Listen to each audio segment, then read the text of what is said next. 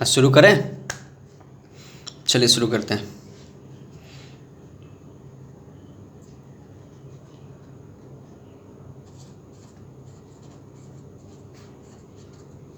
Video हिल रहा है क्या?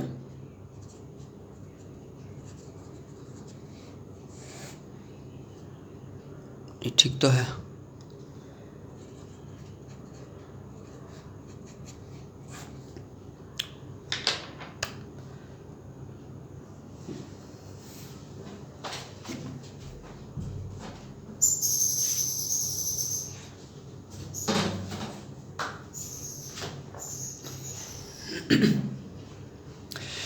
चलिए दोस्तों शुरू करते हैं। जैसा कि मैंने बताया था, टोटल डिविडेंड के 7 क्लासेस हैं और 7 क्लासेस में फर्स्ट क्लासेस अपलोड कर दी गई है और वो जस्ट एक ओवरव्यू है, ओवरव्यू ऑफ डिविडेंड चैप्टर। और अब जो क्लासेस आने वाली है, 6 क्लासेस जो रिमेनिंग हैं, वो बहुत ही डीप एनालिसिस, बहुत ही डीप इंटरप्रिटेशन, शब्दों की चीर फाड़, सब कुछ करने वाले हैं। हम एक एक शब्द को देखने वाले हैं कि ये है तो क्यों है और नहीं है तो क्यों नहीं है। चलिए शुरू करते हैं। तो आज ज़्यादा कुछ नहीं करने वाले। आज हम लोग करेंगे सोर्सेस ऑफ डिविडेंड और उसके बाद करेंगे कि ट्रांसफ़र टू रिज़र्व और फिर लाइक क्या कैपिटल प्रॉफिट से हम लोग डिविडेंड दे सकते हैं क्या। बहुत ही अच्छा सवाल है। और है setup of previous year losses and depreciation. ये भी बहुत अच्छा कंसेप्ट है, बहुत ही कन्फ्यूज़न होता है। और एक चीज़ बहुत ही इम्पॉर्टेंट जो मैं आज क्लैरिफाई करने वाला हूँ विथ प्रूफ के साथ, वो है surplus in the profit and loss account, जिसे आम तौर पर लोग रिज़र्व समझ लेते हैं। आप देखेंगे पाएंगे कि यूट्यूब पे या बहुत जगह पर कि जो सरप्लस है in the profit and loss account, उसे रिज़र्व कह दिया जाता है, जबकि ऐसा नहीं है इस सेक्शन के अकॉर्डिंग में। चलिए आइए शुरू करते हैं। सबसे पहले है सोर्सेस ऑफ डिविडेंड। पैसा कहाँ से आएगा साहब? पैसा चाहिए ना। पैसा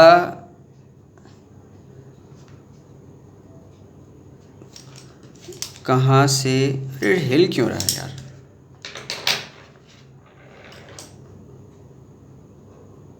आएगा, डिविडेंड देना है।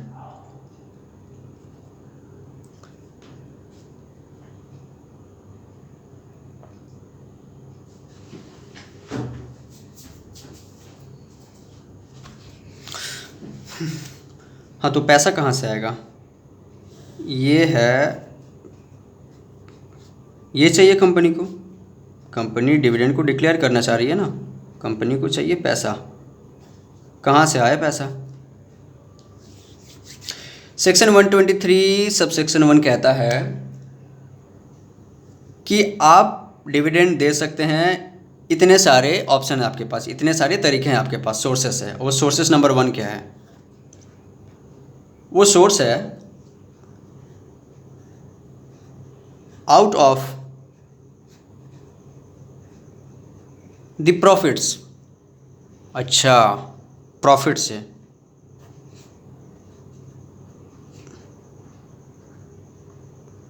Of the company. अच्छा, द कंपनी मतलब कंपनी की। प्रॉफिट है कंपनी की। ओहो,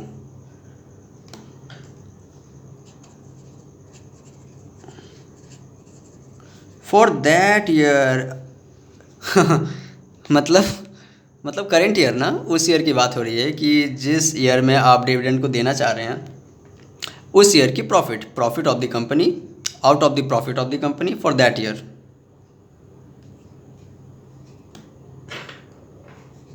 अराइव्ड एट। अब ये क्या है भाई? अराइव्ड एट मतलब पहुँचे हो। लिटरली यही मीनिंग हो रहा ना, पहुँचे हो। ये सफ़र जो तय करके यहाँ तक आए हो, प्रॉफिट कमाए हो, कैसे पहुँचे हो? अराइव्ड एट कैसे, मतलब कि कैलकुलेशन ना, कैलकुलेटेड इसे कहेंगे, कैलकुलेटेड। कैसे हुआ ये calculated profit? After providing for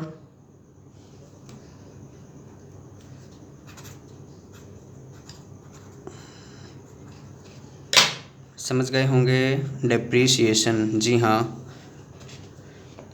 अगर कंपनी के पास करंट ईयर में प्रॉफिट है तो बिल्कुल आप करंट ईयर के प्रॉफिट से डिविडेंड को दीजिए, कानून आपको अलाउ करता है। लेकिन उस डिविडेंड को, मतलब प्रॉफिट को डिविडेंड के रूप में देने से पहले आप, अगर आपने डेप्रिसिएशन नहीं घटाया है तो पहले आप डेप्रिसिएशन को घटा लें, उसके बाद आप डिविडेंड दें। मतलब क्या डेप्रिसिएशन घटाना ज़रूरी है? बिल्कुल। ये कौन कहता है? ये कहता है सेक्शन 123 सबसेक्शन 1। अब ये है बाबू लोग, मतलब बोर्ड वाले, बोर्ड ऑफ डायरेक्टर्स। अब ये आ गए, अब कह रहे कि अच्छा ठीक है, कानून ने कहा है कि भाई डेप्रिसिएशन घटाना है तो क्या कर सकते हैं यार, घटाना पड़ेगा। ठीक है, चलो मान लिए हम डेप्रिसिएशन घटा देंगे, जो प्रॉफिट कमाएंगे डेप्रिसिएशन घटा देंगे, जो बचेगा उससे डिविडेंड दे देंगे। लेकिन इन्होंने दिमाग लगाया कि एक बात बताओ, कानून ने कहा है कि डिविडेंड डिक्लेयर करने से पहले डेप्रिसिएशन को घटाना है, लेकिन कितना डेप्रिसिएशन घटाना ये तो नहीं कहा ना। 1 रुपीस भी डेप्रिसिएशन हो सकता है, 10 लाख भी डेप्रिसिएशन हो सकता है, ना। लिखा थोड़े ना है कि कितना डेप्रिसिएशन घटाना है, लिखा है कि सिर्फ डेप्रिसिएशन घटाना है। ओहो भाई, लॉजिक तो बिल्कुल सही लगाया इन्होंने। लेकिन कानून ने कहा कि नहीं नहीं, ऐसा बिल्कुल भी नहीं है। आप एक काम कीजिए, आप सबसेक्शन 2 के पास चले जाइए। सबसेक्शन 2 मतलब सेक्शन 123 सबसेक्शन 2। अब ये क्या कहता है? अब ये भाई साहब बात करता है डेप्रिसिएशन की, कि हाँ भाई डेप्रिसिएशन जो है आपको लगाना पड़ेगा, डेप्रिसिएशन टू बी चार्ज्ड। कैसे? इन्होंने भी डायरेक्ट कुछ नहीं कहा, इन्होंने कह दिया कि एज पर शेड्यूल। कैसे लिखते हैं यार? As per schedule 2 of the Companies Act 2013।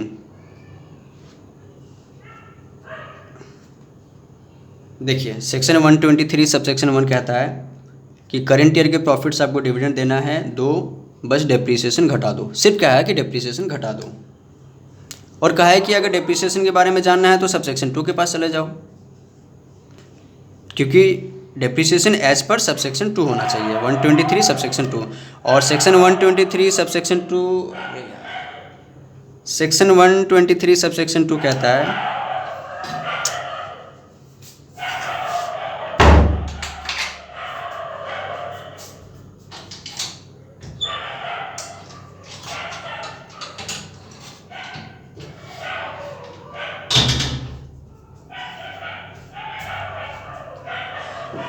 Section 123 subsection 2 कहता है कि डेप्रिसिएशन वो एज पर शेड्यूल 2 होना चाहिए।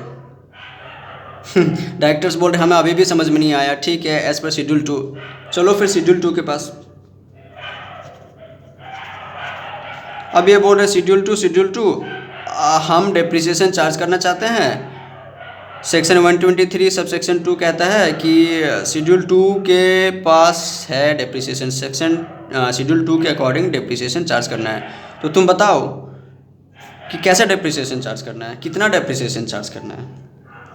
शेड्यूल 2 कहता है कि हम एस्टिमेटेड बेस पर डेप्रिसिएशन निकालते हैं।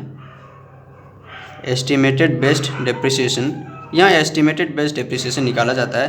और ये जो रेट है ना, यहाँ पर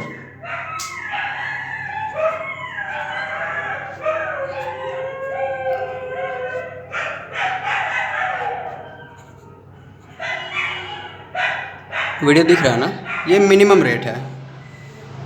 मिनिमम रेट मतलब मिनिमम रेट, इससे नीचे आप डेप्रिसिएशन चार्ज नहीं कर सकते। इससे नीचे नहीं कर सकते मतलब डेप्रिसिएशन अगर सपोज फॉर एग्जांपल ये मिनिमम रेट अगर 10% दी हुई है तो आप 10% से नीचे का रेट से डेप्रिसिएशन चार्ज नहीं कर सकते। अगर प्रॉफिट मान लीजिए कि कोई एसेट थी जिसमें कि 100 रुपये की वैल्यू थी, ठीक है, तो आपको 10% डेप्रिसिएशन देने को कहा गया है मिनिमम, तो आपको 10 देना ही पड़ेगा। ये मिनिमम है। अच्छा, मतलब शेड्यूल 2 के अकॉर्डिंग देना पड़ेगा और शेड्यूल 2 ने बताया है एक मिनिमम रेट, उस मिनिमम रेट के अकॉर्डिंग हमें डिप्रिसिएशन चार्ज करना है। अच्छा, तो क्या हमें यहाँ कैलकुलेशन सीखनी होगी? नहीं, इस चैप्टर में कैलकुलेशन की रिक्वायरमेंट नहीं है क्योंकि वो ऑलरेडी दिया रहता है नॉर्मली। जब शेड्यूल 2 पढ़ेंगे हम लोग तब डिटेल में कैलकुलेशन सीखेंगे डिप्रिसिएशन की। यहाँ लिखिए नोट,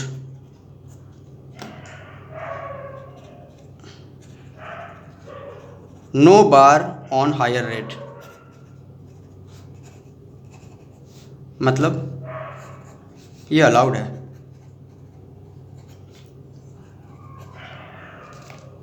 मतलब अगर कंपनी चाहती है कि शेड्यूल 2 ने जो डिविडेंड का रेट दिया है, मिनिमम रेट जो देता है, कि उससे नीचे तो नहीं जा सकते ना, लेकिन जो मिनिमम रेट दिया है हम चाहते हैं कि उस रेट से हम ज़्यादा चार्ज करें डिप्रिसिएशन, तो कानून कहती है कि करो, कोई प्रॉब्लम नहीं, अलाउड है ये करना। अच्छा ठीक है सर, हमें ये तो समझ में आ गया। सेक्शन 123 सब सेक्शन 1 का ये जो out of current year profit वाला है पोर्शन, ये हमें समझ में आ गया।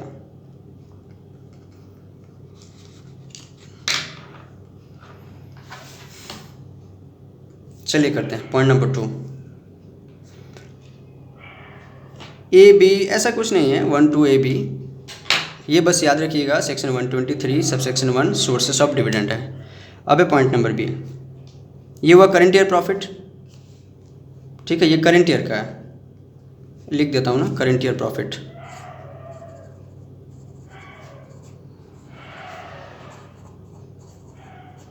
Current year profits,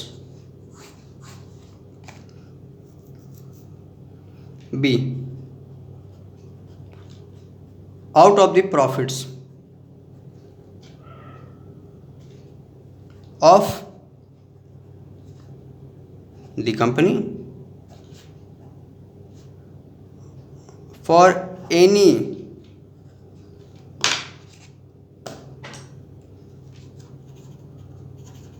previous financial year or years। अच्छा, out of the profits of the company for any previous financial year और ईयर्स, मतलब ये साफ साफ बोल रहा है कि पिछले साल, प्रीवियस फाइनेंशियल ईयर, इस करंट ईयर के पहले जो साल था प्रीवियस फाइनेंशियल ईयर, उस साल की प्रॉफिट ले लो, या तो प्रीवियस ईयर्स उसके और भी पहले के प्रॉफिट ले लो, पहले के सालों के प्रॉफिट ले लो। और ये भी लिखा है अराइव्ड एट, फिर से वही बात, अराइव्ड एट, आपको पता है आफ्टर प्रोवाइडिंग फॉर, मैं आपको बताऊंगा लॉजिक कि डेप्रिसिएशन के पीछे इतना क्यों पड़ा हुआ हूँ, मैं नहीं कानून। After providing for depreciation,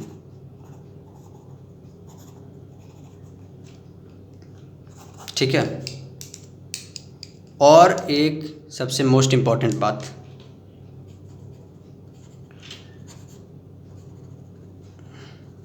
which remains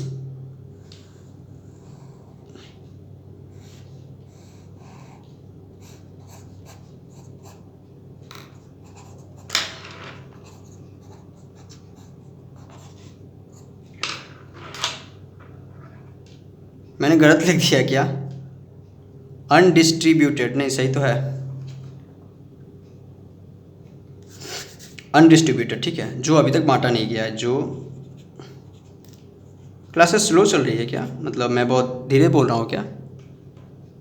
जो अभी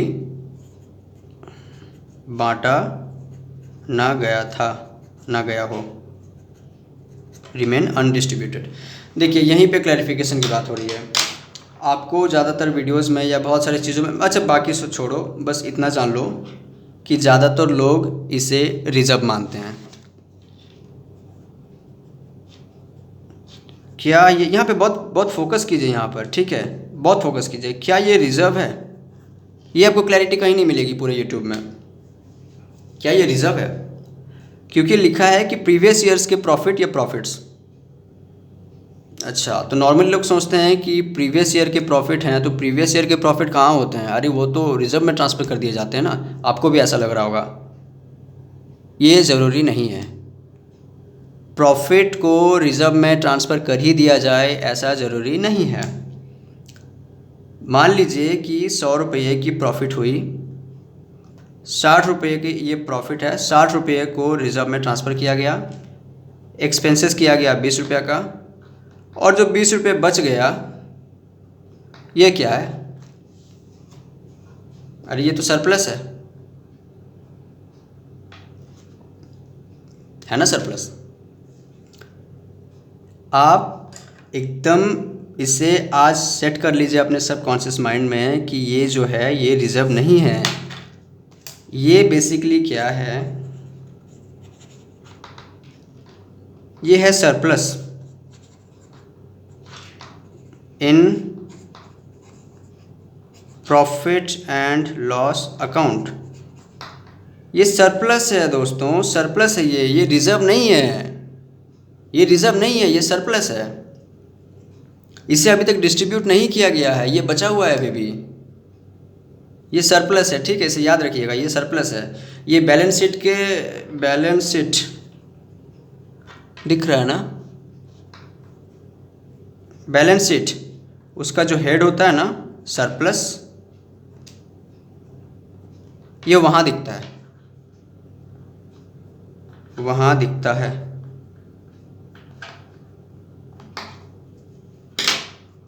ऐसा था, ऐसा ही था, ऐसा ही है। अच्छा, लेकिन एक बात बता दूं कि जो बेयर एक्ट है ना, उसमें ये ऐसा स्पेशली बोला नहीं गया है कि ये रिज़र्व नहीं है और ये रिज़र्व है, ये इंटरप्रिटेशन है। क्योंकि देखिए सेक्शन 123 में कहीं भी रिज़र्व वर्ड का यूज़ नहीं किया गया है। पहला बात कि रिज़र्व वर्ड का यूज़ नहीं किया गया है। अच्छा ठीक है, लेकिन in case of inadequacy of profit और एब्सेंस ऑफ प्रॉफिट, मतलब प्रॉफिट या तो कम है या नहीं है, फिर भी डिविडेंड देना चाहते हैं, तो उस टाइम जो रूल लगता है रूल 3, मतलब companies declaration and payment of dividend rules 2016 का जो रूल नंबर 3 है, वो कहता है कि अगर इनएडिक्वेसी ऑफ प्रॉफिट है या एब्सेंस ऑफ प्रॉफिट है, तो फिर रिजर्व्स को यूज़ करके एक्यूमुलेटेड प्रॉफिट्स, रिजर्व मतलब accumulated profits of previous years transfer to the reserve. फिर से बोलो, क्या बोलो? एक्यूमुलेटेड प्रॉफिट्स प्रीवियस ईयर्स की ट्रांसफर टू द रिजर्व। अच्छा वो है, हाँ सर वो है, प्रीवियस ईयर की प्रॉफिट जो रिजर्व में ट्रांसफ़र कर दी गई थी उसे रिजर्व कहते हैं, और उससे अगर डिविडेंड को दोगे तो फिर आपको रूल्स फॉलो करने पड़ेंगे जो रूल 3 में दिए गए हैं। ये क्लियर नहीं था ना, तो इसलिए क्या हुआ कि एक नंबर बात तो कि ये सेक्शन 123 सब सेक्शन 1 की बात हो रही है, यहाँ पर जो है वो रिज़र्व का जिक्र कहीं भी नहीं किया गया है, इससे ये पता चलता है कि ये रिज़र्व नहीं है। और दूसरी बात कि the institute of company secretaries of India ICSI ने जो गाइडेंस नोट निकाला है, गाइडेंस नोट ऑन डिविडेंड, उसमें ये बहुत ही क्लियर ढंग से बताया है कि ये जो सरप्लस है, ये surplus is not a reserve. इसीलिए देखो, अगर दिख रहा ना, अगर डिविडेंड दे रहे हो कहाँ से? सरप्लस से। सरप्लस मतलब ये प्रीवियस ईयर या ईयर्स के प्रॉफिट से, ठीक है, मतलब कि surplus in profit and loss account. ये तो ये नॉट रिजर्व। और फिर जब इसको आप डिक्लेयर करेंगे ना, इसको बड़े गौर से देखिएगा इस वीडियो को, मतलब ये वाला पोर्शन अगर ना समझ में आए तो प्लीज़ इसे दोबारा देख लीजिएगा, आपको समझ में आ जाएगा।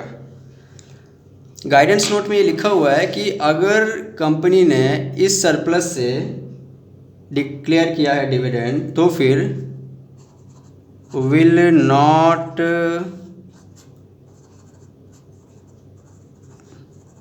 टेंटामाउंट मतलब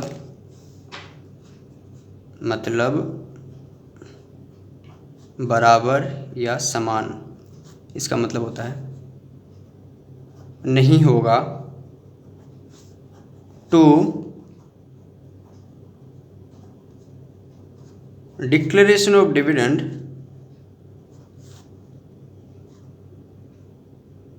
आउट ऑफ द रिजर्व। अच्छा, सेक्रेटरियल स्टैंडर्ड के जो गाइडेंस नोट हैं डिविडेंड पर, वो ये कहता है कि अगर इस सरप्लस से आप डिविडेंड दे रहे हैं तो फिर आपको जो रिजर्व से डिविडेंड देने पर जो रूल्स फॉलो करने पड़ते हैं वो रूल आपको फॉलो करने की ज़रूरत नहीं है, क्योंकि it will not tent amount, यह उसके बराबर नहीं माना जाएगा, ऐसा एसएस में लिखा हुआ है।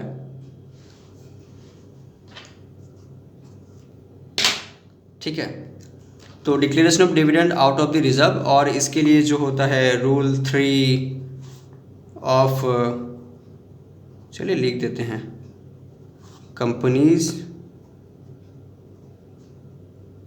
डिक्लेरेशन एंड, ये एंड ऐसे मत लिखिएगा, ठीक है, ये मैंने लिख दिया, पेमेंट ऑफ डिविडेंड रूल्स 2016। ठीक है, ये आई थिंक आपको क्लियर हो गया होगा। हो गया, चलिए point number C. Point number 1 क्या था? 1 था करेंट ईयर प्रॉफिट, 2 था प्रीवियस ईयर या ईयर्स के प्रॉफिट्स। ठीक है, 3 नंबर, 3C कुछ भी बोलिए, आउट ऑफ बोथ, दोनों से थोड़ी ले लो, दोनों से थोड़ा थोड़ा ले लो, चलता है, बिल्कुल चलता है। क्या इसके लिए रूल्स फॉलो करने होंगे? बिल्कुल नहीं। ठीक है,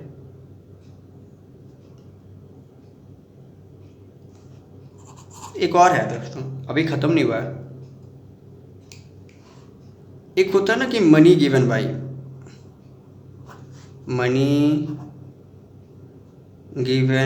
बाय गवर्नमेंट है, सरकार ने पैसा दिया है डिविडेंड देने के लिए। जी हाँ, ऐसा तो कभी सुना नहीं था, अब सुन लीजिए। सरकार ने किसी कंपनी को डिविडेंड के लिए पैसा दिया इन परजुएंस ऑफ अ गारंटी। क्यों दिया? इन परजुएंस ऑफ एक गारंटी के कारण। सर एक बात बताओ, लिख के बताते ना, क्या ये गवर्नमेंट कंपनी, ये दिख रहा है ना वीडियो में? जूम करूँ क्या? नहीं, छोड़ो। क्या ये गवर्नमेंट कंपनी है जिसमें गवर्नमेंट गारंटी दे रही है? नो। तो गवर्नमेंट कंपनी नहीं है तो फिर गवर्नमेंट क्यों गारंटी देने लगी भाई? क्यों गारंटी देगी गवर्नमेंट तो सिर्फ गवर्नमेंट कंपनी के लिए गारंटी देनी चाहिए ना, अदर देन गवर्नमेंट कंपनी के लिए गवर्नमेंट क्यों गारंटी देगी भाई कि डिविडेंड का पैसा हम दे देंगे तुमको? देखिए, ऐसा है, हमारे देश में बहुत सारे ऐसे जगह हैं, बहुत ऐसे स्टेट्स हैं, बहुत ऐसे एरियाज़ हैं जहाँ पर डेवलपमेंट नहीं हुई है। रूरल एरिया या फिर बहुत ही पहाड़ी एरिया, असम जैसे जगहों पर, नॉर्थ ईस्ट के स्टेट्स पर बेसिकली क्या है ना कि उनके ज्योग्राफिकल कंडीशंस इतने अच्छे नहीं है कि वहाँ पर फैक्ट्रीज़ लग सके, इंडस्ट्रीज़ लग सके, इंफ्रास्ट्रक्चर लग सके, क्योंकि वहाँ पर ये सब चीज़ें अच्छी नहीं है ना, जैसे कि ट्रांसपोर्ट सिस्टम अच्छा नहीं है, इंफ्रास्ट्रक्चर अच्छा नहीं है। तो अगर कोई कंपनी सोचती भी है कि हम वहाँ पर जाकर इंडस्ट्री लगाते हैं, इंडस्ट्री लगाने से ऑब्वियसली डेवलपमेंट होगी, इंफ्रास्ट्रक्चर बढ़ेगा, एम्प्लॉयमेंट जनरेट होगी, मतलब एक स्टैंडर्ड बढ़ेगा, बिजली पानी ये सब होगी। लेकिन उनकी ज्योग्राफिकल कंडीशन इतनी ख़राब है कि कोई भी कंपनी हिम्मत नहीं कर पाती। वो कहती है कि एक तो शेयर होल्डर से पैसे लो और फिर वो जब डिविडेंड मांगेंगे तो हम उन्हें डिविडेंड कहाँ से देंगे। यहाँ तो ट्रांसपोर्ट कॉस्ट ही इतना लग जाएगा, इतना मतलब इतना बुरी सिचुएशन में बिज़नेस करना इतना मुश्किल है कि हमें तो ये भी डाउट है कि हम प्रॉफिट कमा भी पाएंगे कि नहीं। तो हम क्यों जाएंगे उधर भाई। बात भी सही है कि कोई क्यों जाएगा वहाँ पर प्रॉफिट इंडस्ट्री लगाने के लिए। सरकार कहती है कि चलिए ठीक है, आपकी बात सही है, ऐसे कंडीशन में कोई क्यों लगाना चाहेगा। ठीक है चलिए, हम सेंट्रल गवर्नमेंट हैं, हम आपको गारंटी देते हैं कि डिविडेंड का पैसा हम आपको दे देंगे। ठीक है, डिविडेंड का पैसा हम आपको दे देंगे, आप शेयर होल्डर्स को दे देना। ओ माय गॉड, तो कंपनीज तो खुश हो गई कि चलो, शेयर होल्डर्स तो बड़े खुश होंगे क्योंकि भाई डिविडेंड तो आपको गारंटेड मिलना ही मिलना है, डिविडेंड तो आपको मिलना ही है क्योंकि डिविडेंड का पैसा तो सरकार देगी। तो शेयर होल्डर्स की तरफ से तो निश्चिंत हो गए। वाह। अच्छा, क्या सिर्फ सेंट्रल गवर्नमेंट देती है क्या। देखिए मैंने क्या लिखा है, गवर्नमेंट। जब गवर्नमेंट लिखा हो इसका मतलब है कि both central government and state government. जब सेंट्रल गवर्नमेंट लिखा हो तो इसका मतलब है कि नॉट स्टेट गवर्नमेंट। जब स्टेट गवर्नमेंट लिखा हो इसका मतलब है कि नॉट सेंट्रल गवर्नमेंट। और जब गवर्नमेंट लिखा हो इसका मतलब है कि बोथ द गवर्नमेंट। लिख देता हूँ ना, central government plus state government, या दोनों में कोई भी दे सकते हैं। अच्छा, तो हमें समझ में तो आया, समझ में तो आया। अच्छा, एक बार रिवीजन कर लेते हैं ना।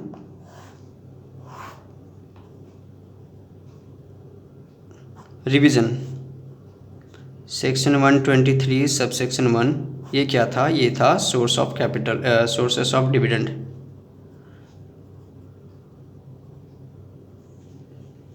और इसमें क्या था, एक नंबर था current year profit,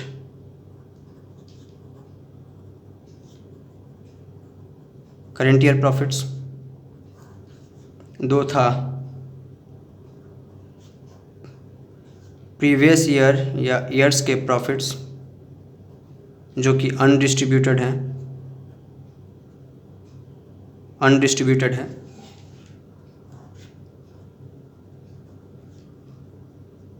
out of both,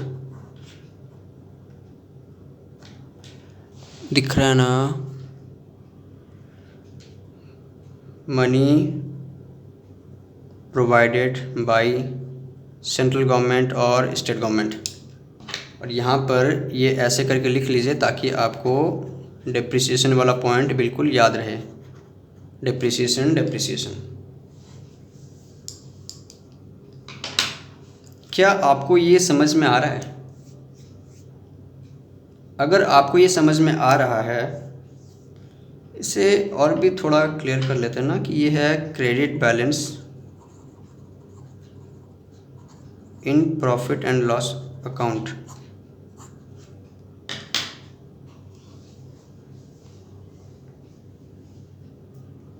कितना देर हुआ वीडियो, 28 मिनट। ठीक है, चलिए एक और चीज़ करते हैं इसमें। ये आई थिंक आपका क्लियर हो गया होगा। देखिए दोस्तों, क्लासेस तो टोटल 7 क्लासेस है। 7 क्लासेस में ये तो जस्ट दूसरी क्लास है। मैं, चिंता मत कीजिए, मैं आप लोगों को इतने प्रैक्टिकल क्वेश्चंस कराने वाला हूँ इन सब टॉपिक्स पर कि अगर आपका यहाँ समझ में नहीं आता है तो आपको उन क्वेश्चंस में सेम ये सब चीज़ें बताऊँगा तब बिल्कुल क्लियर हो जाएगा, अगर अभी नहीं हुआ इन केस तो। चलिए अगले टॉपिक पे बढ़ते हैं। अगला टॉपिक क्या लेते हैं, यहीं पे क्वेश्चन करते हैं। क्या कैपिटल प्रॉफिट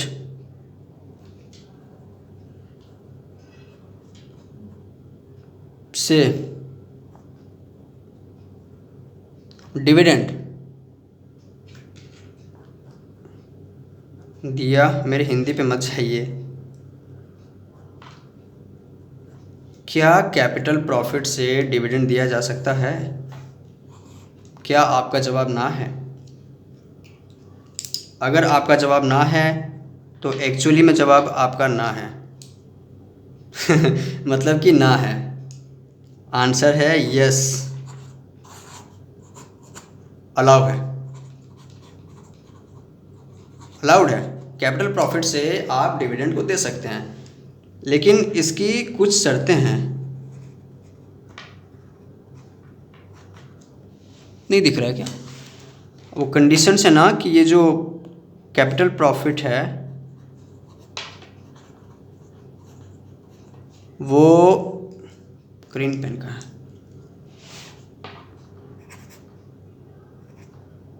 रियलाइज्ड होने चाहिए।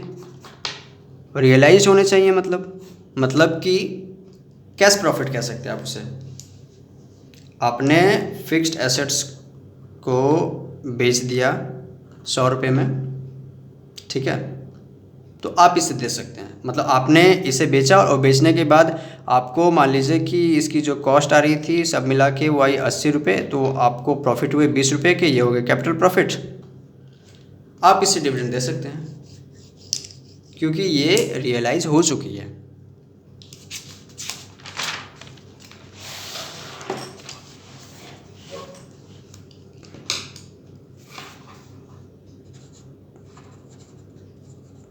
Realised capital profit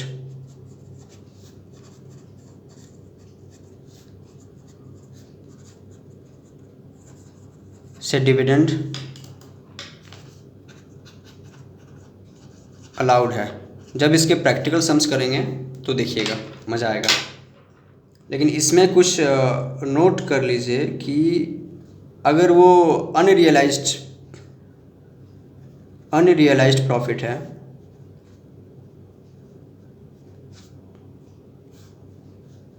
unrealised profit हो गया, नोशनल प्रॉफिट हो गया, मतलब झूठ मूठ का प्रॉफिट हुआ नहीं है लेकिन वो दिखा रहे हैं कि हाँ प्रॉफिट हो गया है, ख्यालों में बस। रीवैल्यूएशन प्रॉफिट हो गया। या मान लीजिए कि एक अकाउंट्स में ना क्या होता है, देखिए एक मेजरमेंट कंसेप्ट होता है,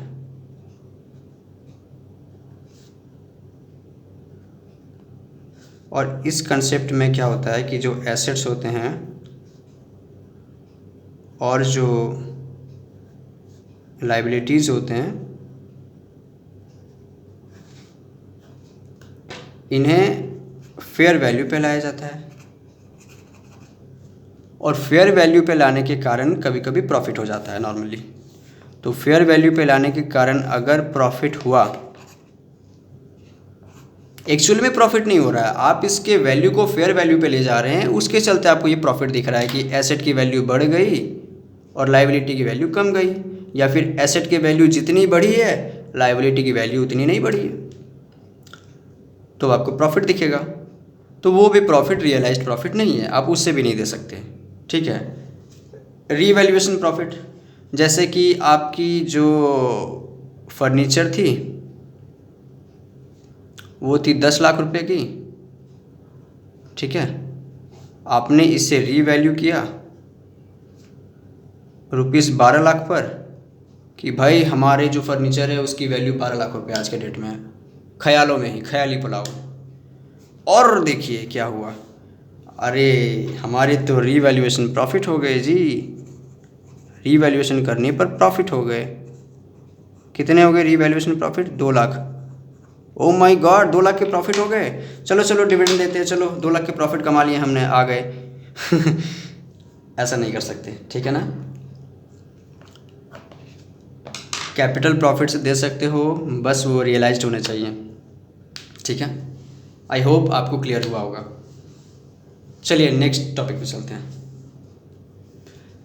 और नेक्स्ट टॉपिक है ट्रांसफ़र टू रिजर्व करते हैं ना, ये लॉसेस कैरी फॉरवर्ड वाले कर ले हैं, लॉसेस प्रीवियस ईयर लॉसेस। चलिए लॉसेस वाले कर लेते हैं। Losses and depreciation concept.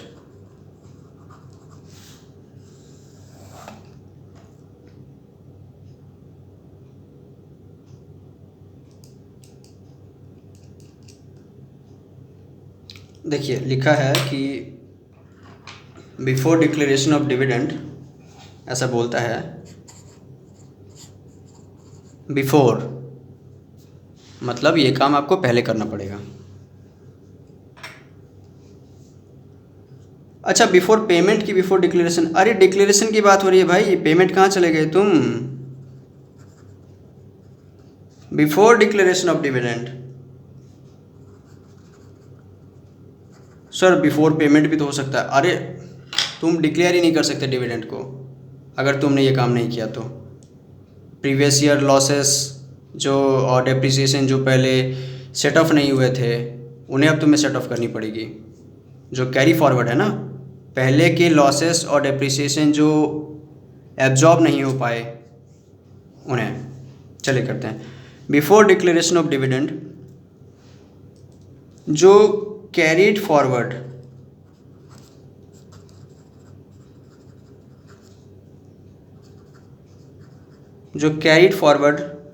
Losses है ना, कौन से? प्रीवियस ईयर्स के।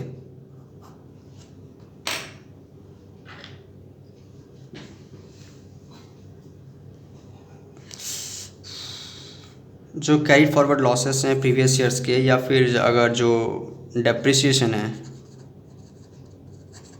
कितने मच्छर हो गए ना, मच्छर क्यों काट रहे हो? बिफोर डिक्लेरेशन ऑफ डिविडेंड जो भी प्रीवियस ईयर के लॉसेस और डेप्रिसिएशन जो कैरी फॉरवर्ड होकर इस साल आ रहे हैं, मतलब वो डेप्रिसिएशन को पहले नहीं घटाया जा सका, ठीक है। नॉर्मली अकाउंट्स में पॉसिबल नहीं है, क्योंकि अकाउंट्स में जितने भी डेप्रिसिएशन होते हैं वो सबको चार्ज कर लिया जाता है। आप अगर अकाउंट्स पढ़े हुए हैं तो आपको पता है कि अकाउंट्स में कभी भी अनएब्जॉर्ब डेप्रिसिएशन होता ही नहीं है। ये पता नहीं लॉ मेकर क्यों लिख दिए हैं ऐसे, शायद वो इनकम टैक्स वाले पोर्शन को यहाँ पर ले आए हैं, क्योंकि इनकम टैक्स में होता है अनएब्जॉर्ब डेप्रिसिएशन। जो भी हो, अब बुक में है तो अब लॉ में है, बेयर एक्ट में है तो आपको करना ही पड़ेगा। तो अगर पिछले साल कुछ लॉसेस थे, ठीक है, या ऐसे डेप्रिसिएशन थे जो एब्जॉर्ब नहीं हो पाए और इस साल कैरी फॉरवर्ड हो रहे हैं, तो उन कैरीड फॉरवर्ड लॉसेस को, डेप्रिसिएशन को सबसे पहले उसको सेट ऑफ करना पड़ेगा आपको, ठीक है। इसको सेट ऑफ कर लीजिए against the profit of the company.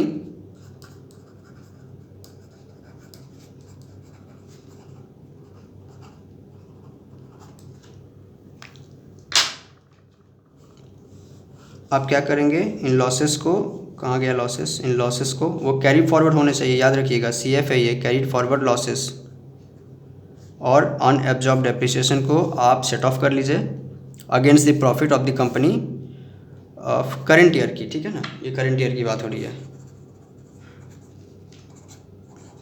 Current year में जो भी आप प्रॉफिट कमाए हैं और आप डिविडेंड देना चाहते हैं, तो सबसे पहले जो पहले के जो लॉसेस हैं पहले उनकी भरपाई करेंगे आप, जो डेप्रिसिएशन नहीं दिए गए थे उन्हें दीजिए आप, और फिर आप इसको कीजिए। एक एग्जांपल दूं क्या? अच्छा, मान लीजिए कि प्रॉफिट है, ठीक है ना, कंपनी ने प्रॉफिट कमाए 100 क्या, 1 करोड़ की बात हो रही है, रुपीस इन करोड्स, प्रॉफिट है 100 की, ठीक है। अब दिखा रहा है कि कैरीड फॉरवर्ड लॉसेस हैं, मान लीजिए कि 20 की, कुछ अनएब्जॉर्ब्ड डेप्रिसिएशन भी है, ये है मान लीजिए 10 की। अच्छा, लॉसेस को बढ़ा देते हैं, मान लीजिए कि पिछले 3 साल से सिर्फ लॉस ही लॉस हो रहा है, या 2 साल से लॉस ही लॉस हो रहा है, ये लॉस हो गया 3 साल, मतलब कि 20 का लॉस पहले हुआ था, उससे पहले 10 का लॉस हुआ था, ठीक है। Carried forward losses of previous years. अच्छा, तो आप इस साल 100 रुपये की प्रॉफिट कमाए हैं, wow very good. Company loss में चल रही थी, फिर भी आपने इस साल प्रॉफिट कमाए हैं, बहुत अच्छा परफॉर्म किया आपने। सबसे पहले तो लॉस को रिकवर किया, उसके बाद फिर तो क्या करें अब? आपको जानना है कि डिविडेंड, अब देखिए एक डायरेक्टर दूसरे डायरेक्टर से ऐसे कोनी मार के पूछता है कि एक बात बताना, डिविडेंड देने के लिए कितना पैसा है अब अपन के पास। डिविडेंड देने के लिए, अब हिंदी मेरी राइटिंग कब सुधरेगी पता नहीं। डिविडेंड देने के लिए अब कितना पैसा है हमारे पास, पूछता है डायरेक्टर। ठीक है, प्रॉफिट कितना है 100 की, आप इससे लेस कीजिए। पहले सेट ऑफ करने का मतलब होता है लेस करना, ठीक है ना। जो कैरिड फॉरवर्ड लॉसेस हैं, दिख रहा है ना, जूम कर दूँ थोड़ा, हाँ अब सही है। कैरिड फॉरवर्ड लॉसेस है कितना है 30, घटा दो, ठीक है। अनएब्जॉर्ब डेप्रिसिएशन है पहले के सालों का, घटा दो। सर इस साल का डेप्रिसिएशन कहाँ गया? अरे इस साल का डेप्रिसिएशन घटा के तो प्रॉफिट आया है।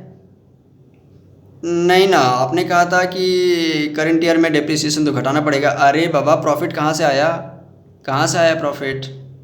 डेप्रिसिएशन घटाए होगे तब तो प्रॉफिट आया ना। हाँ हाँ हाँ हाँ हाँ हाँ, ये पहले के डेप्रिसिएशन है। अनएब्जॉर्ब्ड ना लिखो ना तो आप कंफ्यूज हो जाते हो क्या। अनएब्जॉर्ब्ड डेप्रिसिएशन है, कितना है भाई 10, कितना हो गए 60। ये है, ये है एक्चुअली जानती इसे क्या कहते हैं? इसका एक ना बड़ा ही यूनिक स्पेशल नेम है, नहीं दिख रहा है क्या? This is divisible profit. ये क्या है डिविजिबल प्रॉफिट?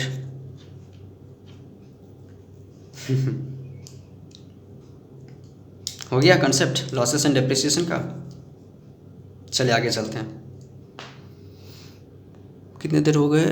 42 मिनट्स। वीडियो बड़ा हो रहा है क्या? डिविजिबल प्रॉफिट जब आ ही गया है तो इस कंसेप्ट को ख़त्म कर ही देते हैं। डिविजिबल प्रॉफिट के नीचे बता दूं, नीचे आई थिंक स्पेस नहीं हो पाएगा, हो जाएगा। डिविजिबल प्रॉफिट,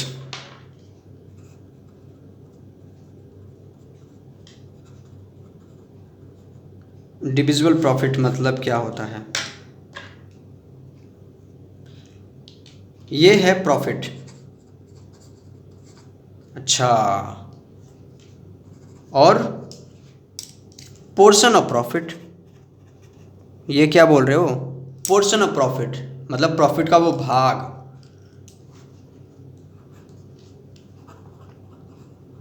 या तो प्रॉफिट खुद पूरा या प्रॉफिट का वो भाग, which is legally distributable, which can B, ऐसे लिख देते ना, विच can be legally, which can be legally distributed, legally distribute, जिसे लीगली डिस्ट्रीब्यूट किया जा सकता है एज डिविडेंड। सर आप कंफ्यूज क्यों कर रहे हैं? प्रॉफिट को ही तो डिविडेंड देते हैं। अरे लेकिन जिस प्रॉफिट को डिविडेंड देते हैं उसका एक स्पेशल नेम है, उसे डिविजिबल प्रॉफिट कहते हैं। लीगल टर्म्स की बात कर रहे हैं तो उसे डिविजिबल प्रॉफिट कहते हैं। डिविजिबल प्रॉफिट को ही आप डिविडेंड में दे सकते हैं। देखिए होता क्या है ना कि आपके पास दिख रहा है ना, चलिए यहाँ करते हैं। कंपनी ने प्रॉफिट कमाए 100 रुपीज़, 100 की, ये करोड़्स में है। सर बड़ा अमाउंट क्यों लेते हो हमेशा? क्योंकि नॉर्मली बड़ी बड़ी कंपनियाँ बड़ी बड़ी बातें, कंपनी ने प्रॉफिट कमाए 100 करोड़, क्या सब दे दे डिविडेंड में? क्या सब बांट दे? सर ऐसे बहुत सारे फैक्टर्स होते हैं, फैक्टर्स, बहुत सारे फैक्टर्स होते हैं। उन फैक्टर्स को पहले कंसीडर्ड करना पड़ता है, कंसिडरेशन में लेना पड़ता है उन्हें। फैक्टर्स टू बी कंसीडर्ड, इन फैक्टर्स को कंसीडर करना पड़ता है, और उन फैक्टर्स को कंसीडर करने के बाद ही हम ये बता पाते हैं कि हम कितना प्रॉफिट का पोर्शन डिविडेंड के रूप में दे सकते हैं। हो सकता है कि चलो 100 का 100 बांट दिया, 100 का 100 डिविडेंड, क्या ये पॉसिबल है? बिल्कुल पॉसिबल है, बिल्कुल लिख दूँ बिल्कुल। या ये हो सकता है कि इसमें से ओनली 70 रुपये डिविडेंड देना चाहते हैं हम। अच्छा ठीक है, ओके अलाउ है सर। 70 क्यों, 100 क्यों नहीं? अरे बाबा बोला ना, बहुत सारे फैक्टर्स होते हैं, जैसे कि आप बोल सकते हो कि कंपोनेंट्स ऑफ प्रॉफिट्स। मतलब अरे ये प्रॉफिट कौन से प्रॉफिट हैं? क्या इसमें रीवैल्यूएशन वाला प्रॉफिट इंक्लूडेड है? इसमें किस तरह के प्रॉफिट हैं? प्रॉफिट में बहुत सारे एलिमेंट्स होते हैं ना। अच्छा, जैसे जैसे आपकी डिविडेंड की पॉलिसी, आपने पॉलिसी बनाई है कि हम ऐसे डिविडेंड देंगे, इतना देंगे, इतना नहीं देंगे। अच्छा, जैसे कि ट्रांसफ़र टू रिज़र्व, ये क्या भला है? है है कंपनी चाहती है कि जो भी प्रॉफिट कमाए हैं उसमें से 30 नहीं, उसमें से 60% पैसा हम रिज़र्व में ट्रांसफ़र कर दें टू रिज़र्व में, ताकि भविष्य में जब कभी भी पैसे की ज़रूरत पड़े। हम पैसे क्यों रखते हैं यार? कॉमन सेंस है ना, कि फ्यूचर में जब भी पैसे की ज़रूरत पड़े तो हम उस पैसे को यूज़ कर लें आराम से। बैंक का इंटरेस्ट भी नहीं लगेगा, अदरवाइज़ किसी से लोन लेंगे तो इंटरेस्ट भरना पड़ेगा। ये तो कंपनी का खुद का पैसा है ना, तो कंपनी चाहे तो कुछ पैसे को रिजर्व में रख ले। तो ये बहुत तरह की चीज़ें होती है जिसे कंसीडर करना पड़ता है, और उन चीज़ों को कंसीडर करने के बाद ही कंपनी बता पाती है कि कितना हम प्रॉफिट का पोर्शन या प्रॉफिट का पोर्शन, एक ही बात है, डिविडेंड के रूप में दे सकते हैं। इसलिए बोला प्रॉफिट का पोर्शन एक ही बात है, कि प्रॉफिट मतलब मान लीजिए कि 100 में 100 बांट दो, इसे प्रॉफिट बोल रहे हैं, और इसमें से अगर कुछ रखना चाह रहे हैं तो जो बाकी बच गए उसे पोर्शन कह रहे हैं। अच्छा ऐसा, जी ठीक है, मानते हैं सर। तो डिविजिबल प्रॉफिट का मतलब होता है अ प्रॉफिट और पोर्शन ऑफ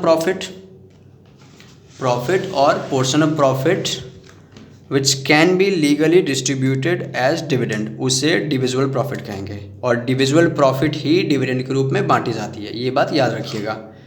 अगर कभी MCQ क्वेश्चन आ गया आपके एग्ज़ाम में तो आप लिख पाएंगे। I think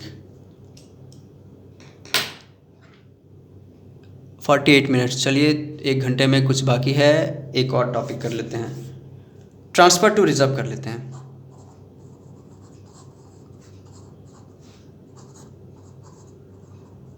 transfer to reserve page है ना।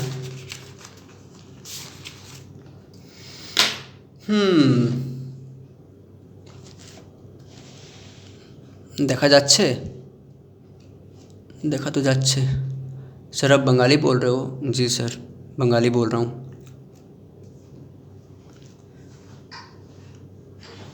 दिख रहा है ना, transfer to reserve.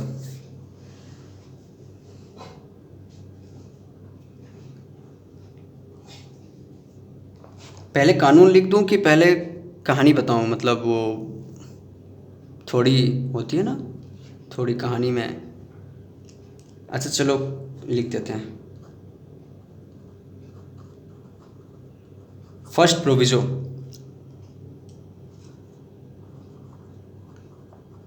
Section 123 sub section 1 के फर्स्ट प्रोविजो कहता है, पहले लिखो ये कि क्या मैंडेटरी है क्या ट्रांसपोर्ट टू रिजर्व। जैसे मैंने कहा कि बहुत सारे फैक्टर्स होते हैं जिन्हें कंसिडर करना पड़ता है बिफोर डिक्लेरेशन ऑफ डिविडेंड।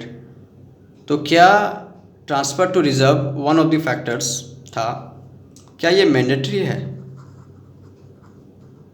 क्या ये मैंडेटरी है कि जो प्रॉफिट कमाया उसका कुछ पोर्शन आपको रिजर्व में ट्रांसफ़र करना ही पड़ेगा? जवाब दूं?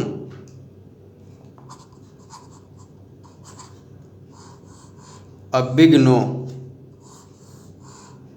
बिल्कुल नहीं।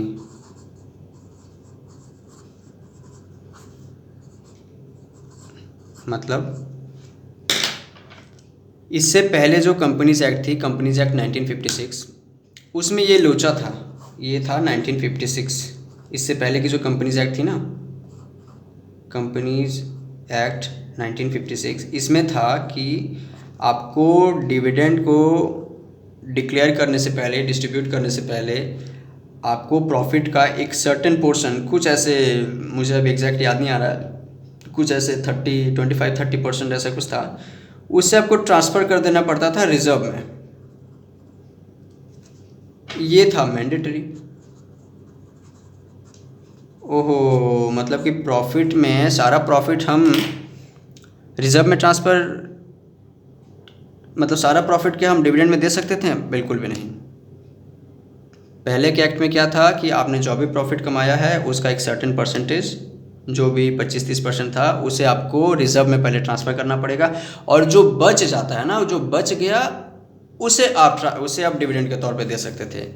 लेकिन कंपनीज एक्ट ने, जो नया कंपनी एक्ट आया, कंपनीज एक्ट, ये है कंपनीज एक्ट 2013, अभी जो प्रेजेंट में चल रहा है, इसने कुछ और कहा। इसने कहा, ये इस कानून के तहत सेक्शन 123 सब सेक्शन 1 का फर्स्ट प्रोविजन, इसने कहा कि नॉट मैंडेटरी,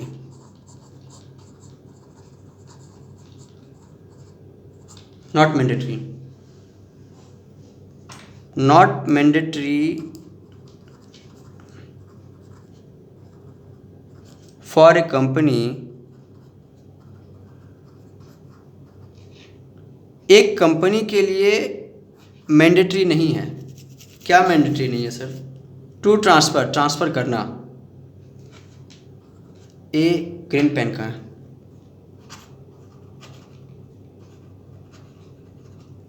क्या दिख रहा है? ये पर्टिकुलर दिख रहा है। Particular percentage, particular percentage of its profits for a company, it is not mandatory to transfer a particular percentage of its profits. कहाँ? To reserve. कब? बिफोर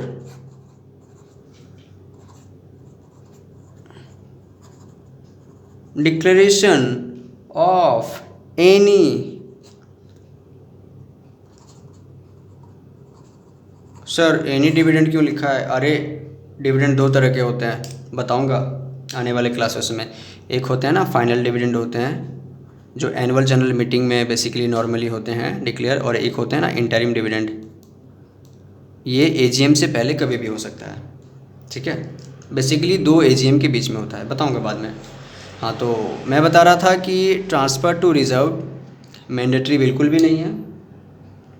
ठीक है, any percentage, any particular percentage की आपको 10% करना पड़ेगा, 50%, 100%, 0%, कुछ भी ऐसा कोई मैंडेटरी नहीं है। ये पूरा का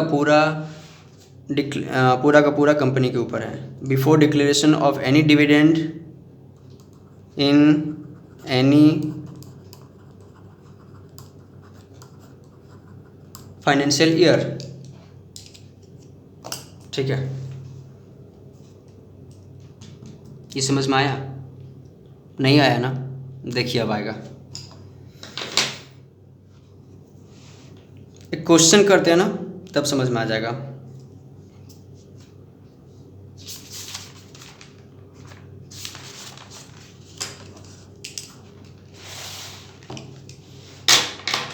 एक अच्छी कंपनी का नाम बताइए, बताइए जिसे आप बहुत पसंद करते हैं। आई थिंक टाटा तो सब जानते हैं ना, टाटा। ठीक है, अब हुआ क्या कि टाटा कंपनी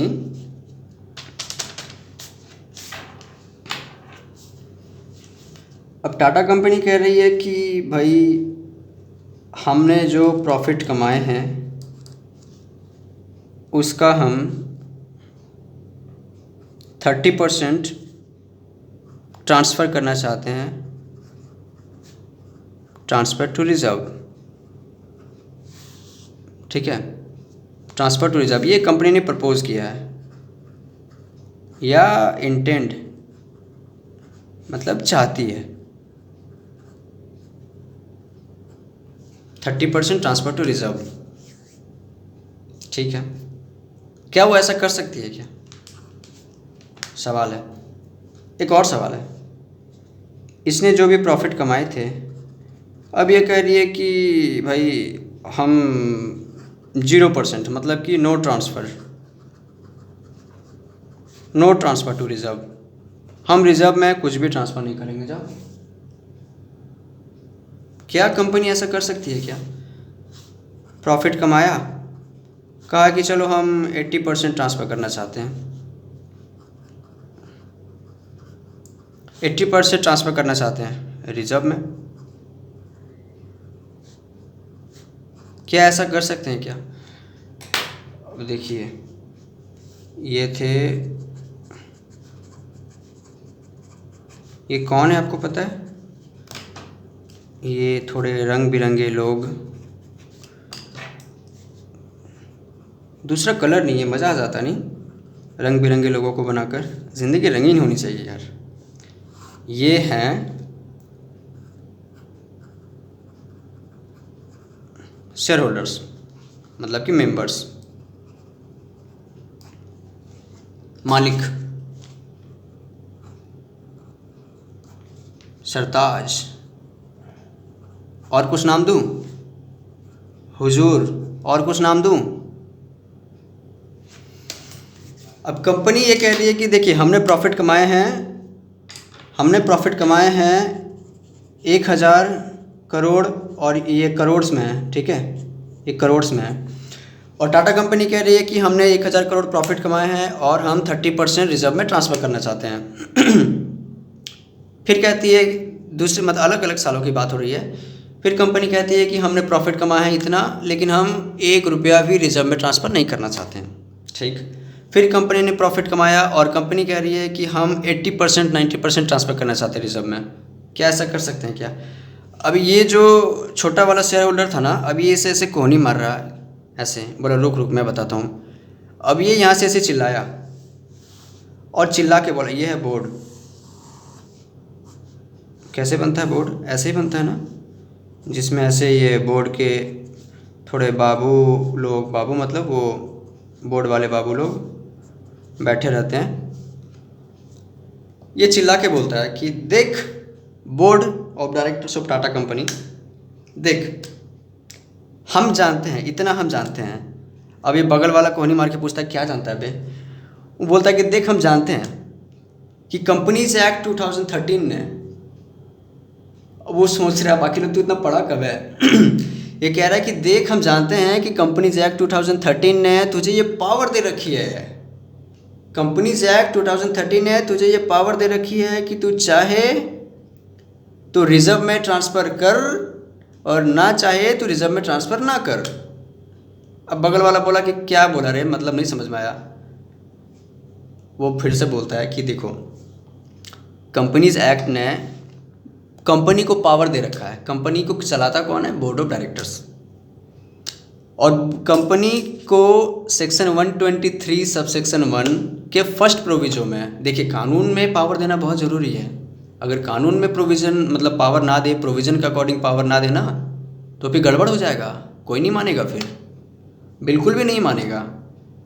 लोग इसी ताक में तो रहते हैं कि कानून में कोई कमी हो, बस वो लिखा ना हो, फिर वो बैंड बजाने के लिए रेडी होते हैं कि भाई कहाँ लिखा है दिखाओ, यहाँ तो है ही नहीं लिखा हुआ। तो ये शेयर होल्डर ने सबको बताया कि देखो भाई लोग, कंपनीज एक्ट में ऐसा लिखा हुआ है साफ साफ कि यह बिल्कुल भी मैंडेटरी नहीं है कि कंपनी प्रॉफिट कमाए और उसके बाद प्रॉफिट का कोई हिस्सा, पर्टिकुलर हिस्सा, कुछ भी हिस्सा वो रिजर्व में ट्रांसफ़र करे। ठीक है भाई, ठीक है, मानना पड़ेगा, कानून है तो मानना पड़ेगा ना। ठीक है चलो, मान गए। वीडियो ज़्यादा लंबा हो गया क्या? 1 घंटा 53 7 8 कंप्लीट। चलिए 1 घंटा हो गया, ठीक है, मुझे भी नींद आ रही है। आई थिंक कितना 2 पार हो गया है रात का। चलिए ठीक है, आज के लिए इतना काफ़ी है। आई थिंक हो गया होगा ना आज का जो क्लास है। देखिए, अगर आप लोगों को वीडियो अगर अच्छी लगे, अगर समझ में आए, तो प्लीज़ कमेंट, बिल्कुल बिल्कुल कमेंट कीजिए। आपको जैसा भी लगता है वीडियो, अगर आपको अच्छा लगता है तो अच्छी कमेंट कीजिए, बुरा है तो बुरा कमेंट कीजिए, क्योंकि आपका कमेंट ही बताएगा कि मुझे क्या चेंज करने की ज़रूरत है, क्या मुझे नए वीडियो लाने हैं, मुझे क्या उसमें चेंज करना है। मतलब आपके वर्ड्स ही मेरे लिए सब कुछ हैं अभी फ़िलहाल। बस आप प्लीज़ अपने वर्ड्स के साथ, मतलब वर्ड्स को लेकर मेरा साथ दीजिए, शब्दों के साथ, ठीक है। चलिए ठीक है, I think classes get over. Bye, good night.